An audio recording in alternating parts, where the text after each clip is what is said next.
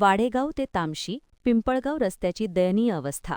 नव्याने केलेल्या रस्त्यावर कालावधीच्या आतच गड्डेच गड्डे. महाराष्ट्र शासनाकडून ग्रामीण भागातील गावांना शहरी भागाला जोडण्याच्या हेतूने प्रधानमंत्री ग्रामीण सडक योजना सुरू केली आहे. मात्र ग्रामीण भागात जे काही रस्ते केले जातात त्या रस्त्यांचे काम टेंडरनुसार होत आहेत किंवा नाही याबाबत नागरिकांमध्ये शंकेचा विषय बनला आहे.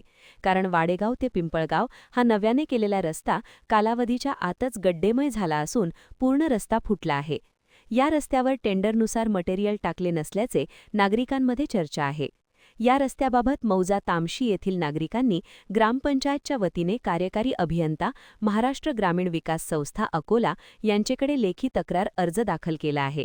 तक्रार अर्जामध्ये वाडेगाव तामशी रस्त्यावरील पडलेले गड्डे त्वरित बुजवून देण्यात यावे याबाबत मागणी केली आहे. तरी या गंभीर विषयाकडे जिल्हाधिकारी लक्ष देतील का असा प्रश्न आम नागरिकांना पडला आहे.